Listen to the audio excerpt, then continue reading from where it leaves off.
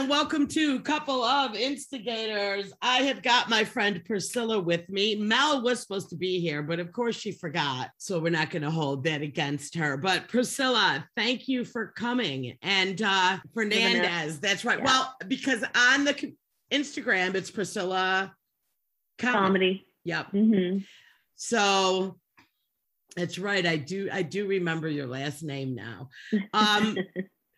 You are in Tucson. Yes. Tucson, Arizona.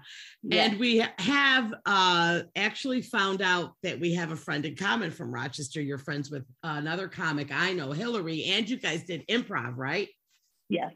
Yes. Good old Hillary. So is that how you started improv or?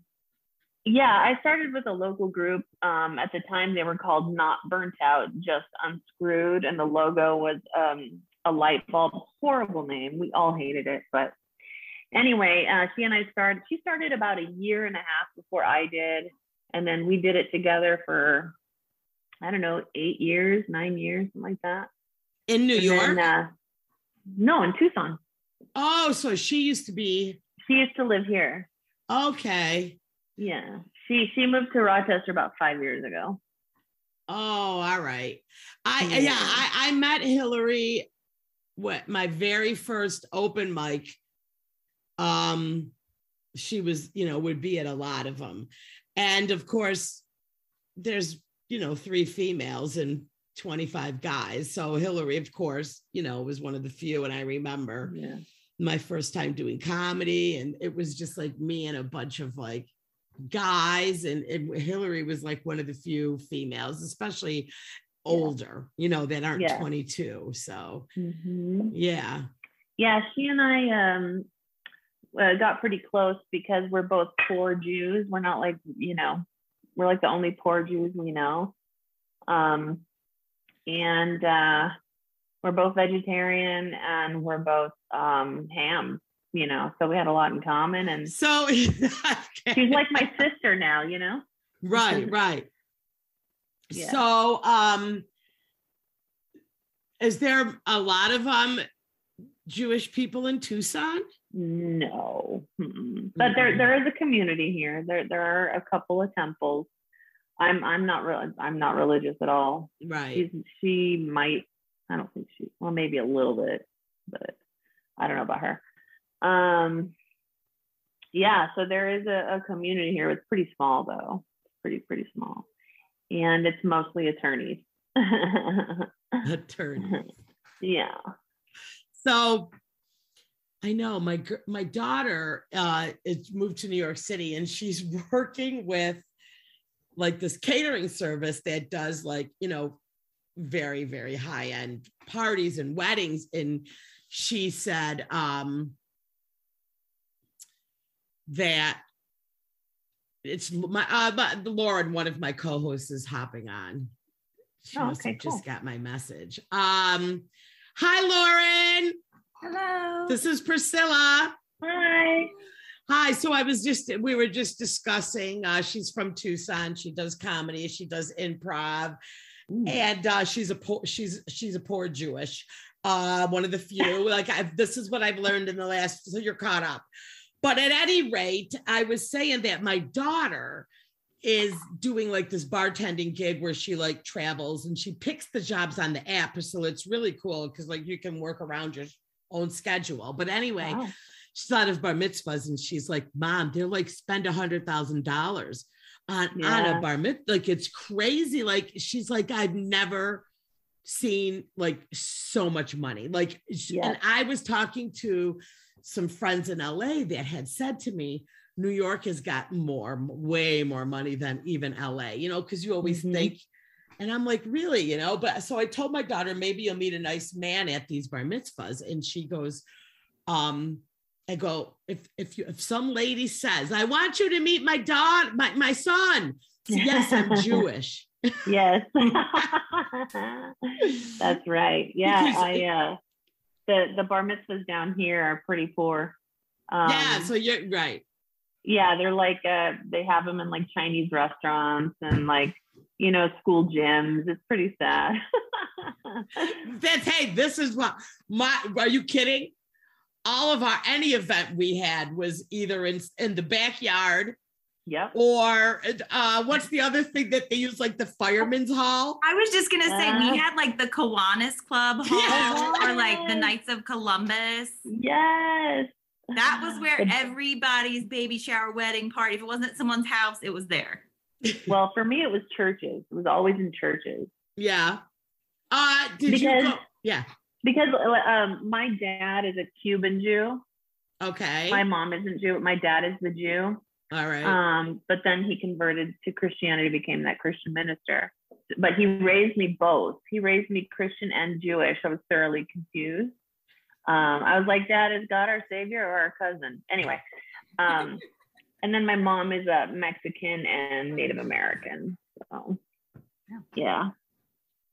So we're dead ass poor. Yes. And according to Jewish law, some fucker out there, I'm not a real Jew because I didn't come out of my mom's vagina, which I think is bullshit. Oh, wait a minute. So it has to come from like the female side for you to claim any part of it?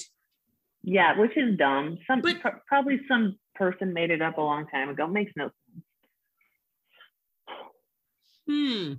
Well, when I did my DNA, I was like, I thought for sure. I was like, because I'm German, and there's a lot of like, there's some people would have a little bit of Jewish, right? Yes. Nothing. Yes. Nothing. I ended up finding out though I am Middle Eastern. So cool. I'm gonna run with that because what kind? Syrian or something. What? That's so cool. I can't remember, but it was like 17% or something. But my father's Sicilian, so apparently. Oh yeah, okay, that very makes sense. Common for a Sicilian to have a Middle Eastern, apparently. Yep. So yeah. So. But yeah, I do. I mostly do character, like drag kind of comedy. That's like my bread and butter. And then I also do a lot of roasting here. I'm good at roasting. Who knew? I'm a piece of shit. I love writing insults. I love it. Oh my God, Priscilla. I'm so glad I learned this about you, because whenever I get asked to do a roast here, and it's so much more difficult when I have to roast like a friend or a female. Right. Another female. Yeah. I'm like, but when I have to roast those men, I am like fucking turning the knife. Yeah. We're in a comedy class together. We were. Yeah. And I remember in the class, somebody was discussing like roasting. Everyone's like, oh, I can't. Oh, it's too much. I can't take when they roast me back. Jessica was like, I don't roast. I'm telling you what, Priscilla, I am such a beast when it comes to being self-deprecating. I will write you shit to roast me. I will give you roast jokes about myself. Same. Like, I love it. I want you to make me cry. I enjoy it. Yeah, so I'm sick. I love it. I love getting But I feel roasted. like during the class, roasting, me and you were like on the side, like, oh my God, give me a good roast. Like me and you were like, oh, hell yes. Oh my God. I just roasted this cartoonist here for the newspaper, political satirist. And I made him angry, and I loved every second of it. And then at the end, he was like, at first I was offended, but then I realized that I asked for this, and it got a lot of attention. So you did something right. I'm like, yeah, everyone else who roasted you was way too soft. Like they were compliments, and they were scared of pissing him off, not me. I'll give a fuck. So yeah, but I heard him. Yeah. The thing about roasting, I watched you. Well, obviously you watch all the Comedy Central roasts. I mean, right. Yeah. And so I wanted to ask you, like, they have like Jeff Ross and Nikki Glacier at the time, you know what I mean? Very big, always on those roasts. Do they write that all themselves, or is it a lot of like their delivery too?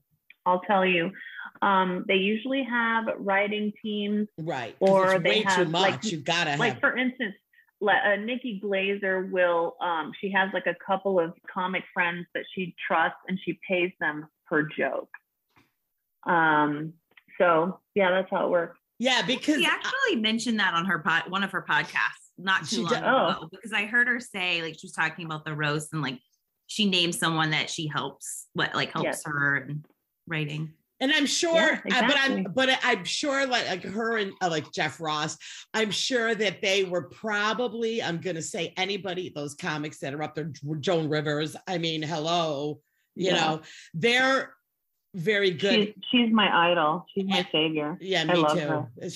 Was my everything. I can't believe I never met her. Like, I've seen so many of the old time comics and never Joan. I've seen Rodney Dangerfield. I've seen them all. Really? See, I met her. She's the only one I met. But they have to already have a sharp tongue and be good at roasting. Mm-hmm. You know what I mean? Yeah. Like Jeff. Mm-hmm. And I'm sure like, so anyway, what I was saying is, Priscilla, when I have to do another roast, I can hit you up and be like, okay, absolutely, this is who I'm roasting. Here's some like top, bullet points about them that you can work with. Pro tip is going for the physical, because everyone in the room can see it. So even if they don't know the person, a lot of times when they don't know the person, at least they can look at it and like, especially they're overweight, if they're short, if they're bald, if they have a ponytail, like if they're black or white or whatever, that's the easiest way to get big laughs. And then when you go personal, then it's, that's the fun part.